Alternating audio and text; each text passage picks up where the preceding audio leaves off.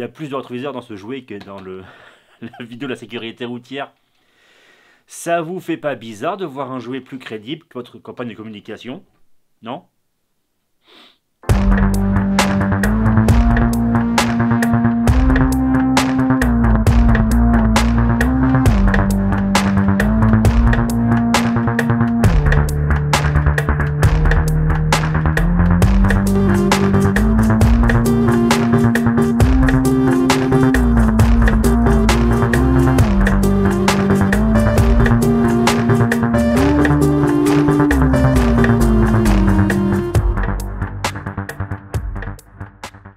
Si vous venez de regarder la première partie, merci d'être ici. Si vous venez d'arriver, bonjour à vous.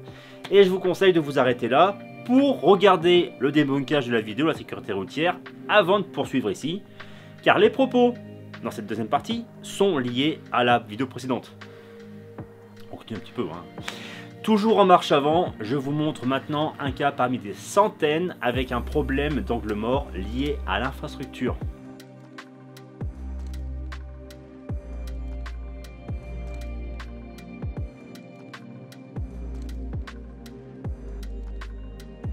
Vous avez vu que je dois couper la voie de gauche pour aller sur la droite? Non? Regardez encore.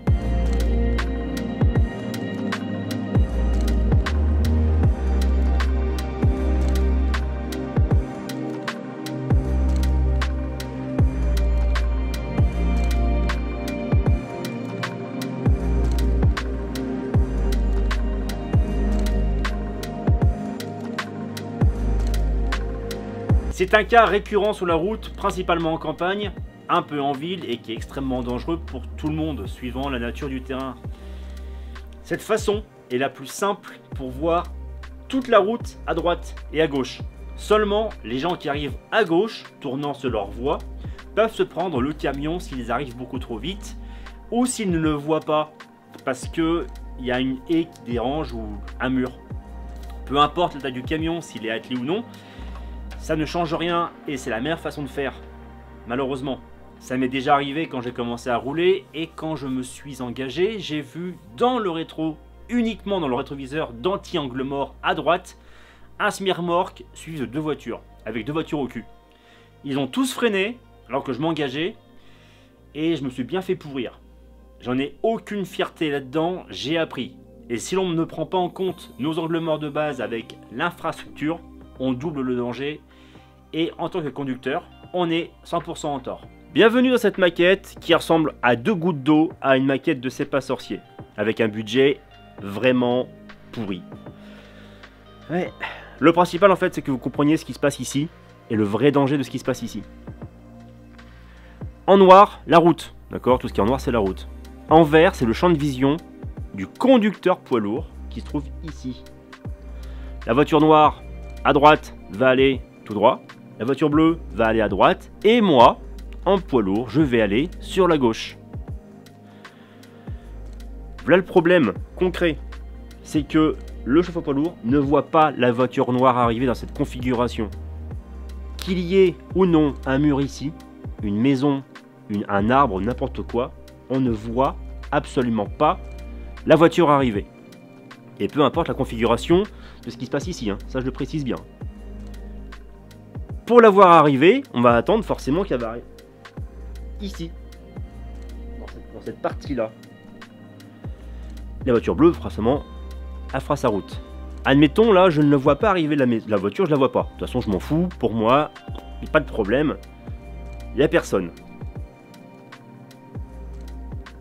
Je vais la voir arriver à partir du moment où je vais commencer à être là. Ça veut dire qu'en fait, si et là je suis dans l'angle mort en fait. Là, elle est dans mon angle mort.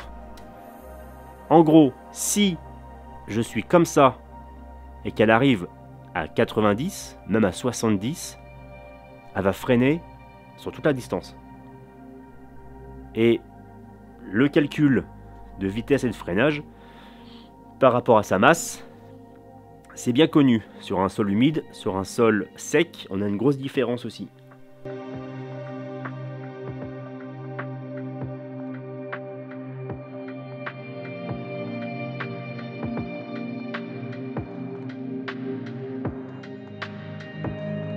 Donc en espérant que les voitures qui arrivent par la droite n'aillent pas vite, réellement. Autrement, bah, elles freinent ou je me les mange, quoi. Autrement, le poids lourd, c'est long, c'est super long à repartir. Donc c'est un gros danger. Maintenant, avec configuration autre, où j'arrive comme ça, je coupe la route pour arriver vraiment perpendiculaire à la route. Là, clairement, je vois tout ce qui arrive à droite, tout ce qui arrive à gauche. Malheureusement pour la voiture qui est là, si là il y a un mur ou quelque chose d'important, une haie, elle ne voit pas si là, c'est un tracteur comme là, un semi-remorque qui sera beaucoup plus long, la remorque sera même cassée, ou même un tracteur, enfin un remorque plutôt, un camion avec une remorque. Et là c'est pareil, le camion sera là, la remorque sera sur sa route. Même si je vais à gauche, là cette configuration là est faite pour voir ce qui se passe des deux côtés, à droite comme à gauche, et sert aussi à partir soit à gauche, soit à droite. Même à droite, de toute façon, j'aurais fait directement comme ça, je me serais resté là, plus ou moins, cette configuration là, et après, je serais parti. Ce problème se voit aussi en voiture, seulement avec les vitres du côté droit, arrière forcément, les gens préfèrent se déplacer les cervicales que de se mettre parallèlement à la ligne stop ou c'est le passage, tout ça pour gagner du temps. Je préfère largement voir une personne râler, gueuler au volant de sa voiture sans chercher à comprendre pour quelle raison j'ai coupé la voie en fait, je me suis mis comme ça, plutôt que d'avoir à expliquer à un juge pour quelle raison j'ai tué une famille qui arrivait à ma droite, tout ça parce que je m'étais pas mis correctement dans la bonne position.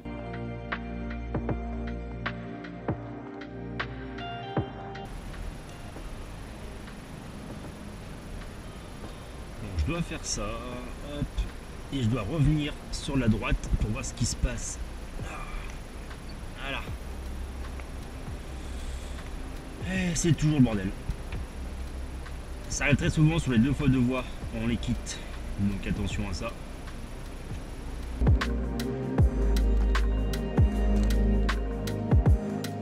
Alors là, que feraient les autorités ici pour éviter les accidents? C'est simple. En France, la solution la plus simple pour avoir du pognon et de rien foutre en fait ici, c'est de mettre des radars un peu plus haut de chaque côté de la voie en fait. Limiter la vitesse et mettre des radars. Tout simplement. Donc au lieu d'avoir une voiture ici qui passe à 90 ou 70, elles seront à 50. Avec les radars qui vont bien de chaque côté, ce qui n'empêchera pas, absolument pas, qu'ici, le poids lourd devra toujours se mettre dans cette configuration là et que les gens qui arrivent ici pour aller là se mangeront potentiellement le poids lourd. Ça ne changera à rien et les radars n'y changeront rien non plus. Mais c'est un bon système de la sécurité routière en fait. C'est qu'on préfère foutre des radars dans tous les sens plutôt que de mettre vraiment tout l'effort sur une vraie sécurité de l'infrastructure. Ce problème là ne concerne pas que les poids lourds, il y a aussi les fourgons. Puisque les fourgons, principalement ceux qui sont tôlés, ont un gros problème d'angle mort aussi. Moindre forcément qu'un poids lourd, en tout cas, il y a un problème d'angle mort. Maintenant, je vais vous montrer un petit peu ce qu'on voit dans les rétroviseurs en cabine, pendant que l'on conduit, et les différentes choses qu'il faut prendre en compte en fait par rapport aux rétroviseurs anti-angle mort.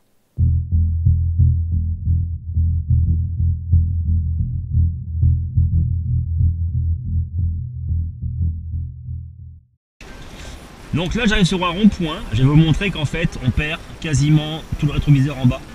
Parce que la remorque du semi-remorque cache un peu le miroir, tout simplement. Donc je vais à gauche.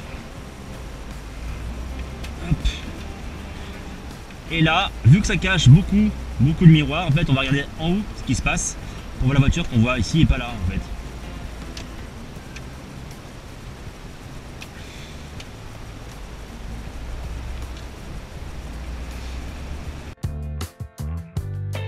Donc là derrière moi j'ai une voiture. Elle a une sacrée distance. En même temps je roule pas vite. Donc ça c'est cool. Ce qui fait que la distance où elle est entre mon cul en fait, enfin, le cul du camion plutôt, la personne voit au moins un rétroviseur sous les deux. Donc c'est parfait, là, on est en sécurité. Est-ce que vous vous souvenez que ça là, dans la vidéo de sécurité routière, on le voit. Ça c'est réel. Clairement, là, on ne vous voit pas. Du camion, là, vous êtes totalement invisible. D'où le fait que quand vous êtes avec une distance de sécurité, si vous voyez un rétroviseur sur les deux, soit à droite, soit à gauche, nous on vous verra. Et ça, je vous l'ai montré. Si vous ne voyez absolument ni l'un ni l'autre, c'est que vous êtes trop près du poids lourd. Que ce soit un porteur, un semi-remorque ou juste un fourgon tolé, hein, c'est la même chose. Hein. C'est la même chose. On ne vous verra pas. En revanche, si on ne vous voit pas, que vous êtes là par exemple, ou un peu plus près, on saura plus ou moins s'il y a une présence. Forcément, la nuit, vos feux vont éclairer la route. Donc, on saura qu'il y aura un véhicule derrière. Donc, forcément, le jour, c'est simple, on verra votre ombre du véhicule projeté au sol. Ça veut dire qu'en fait, si vous êtes assez bien placé par rapport au soleil, on verra votre ombre qui va se projeter ici, par exemple, ou de l'autre côté. Comme ça, on pourra voir soit à l'un, soit à l'autre. Clairement, on n'a pas le temps, on n'a pas que ça à faire de rester les yeux dans les rétroviseurs pour voir s'il y a quelqu'un derrière. Donc ce sera un coup d'œil rapide, comme tout le temps. Si maintenant votre ombre est vraiment bien placée, bah forcément qu'on vous verra.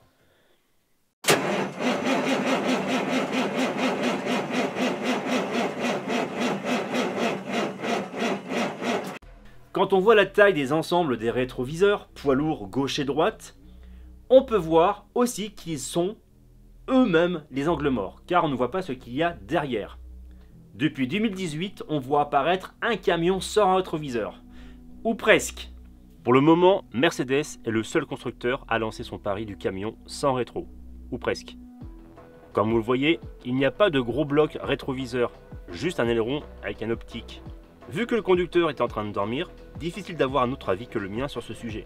J'ai conduit ce type de véhicule uniquement 4 jours, ce qui n'est pas assez pour avoir un meilleur avis constructif. Cependant, j'ai vu ces quelques avantages et défauts, dont je peux parler.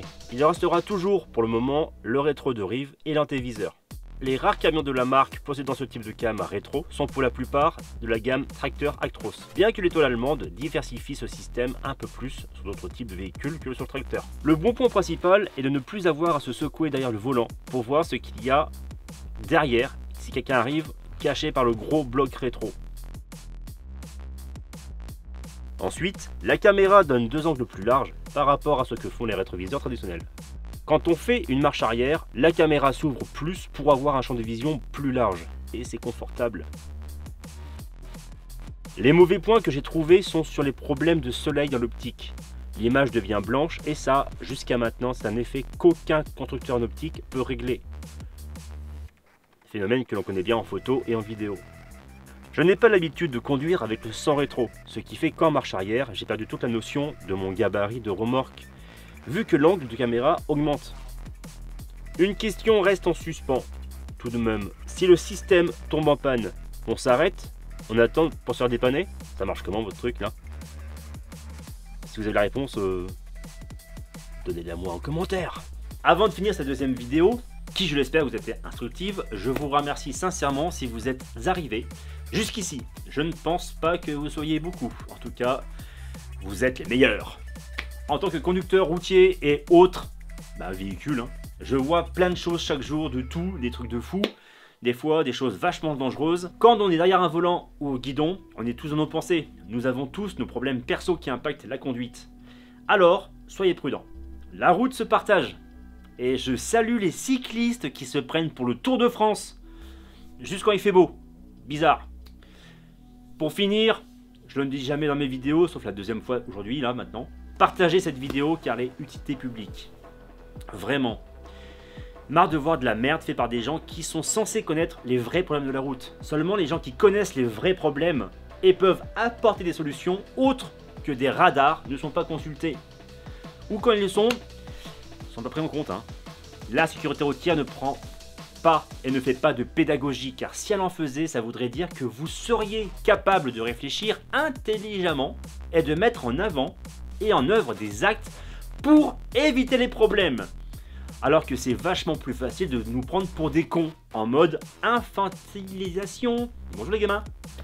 Contrairement à la chaîne de la sécurité routière, ici vous pouvez commenter. Restez courtois un maximum. Pour les gens qui voudraient vomir sur les routiers ou transport poids lourd, je tiens à préciser que depuis le début du XXe siècle, et encore plus aujourd'hui, s'il n'y a pas de poids lourd, tout ce que vous possédez matériellement n'existe pas. Alors dans les commentaires, restez zen si ça part en live, parce que c'est plus facile à certains de se cacher derrière un écran pour foutre la merde. Les commentaires de la discussion intégrale seront effacés, surtout si vous manquez d'éducation et de respect. Vous avez la parole, faites-le intelligemment. Merci beaucoup. Cette vidéo est suffisamment longue. Non, juste finir maintenant. Donc, allez, à plus tard. Pour autre chose de plus cool, abonnez-vous et merci du soutien. Allez, salut!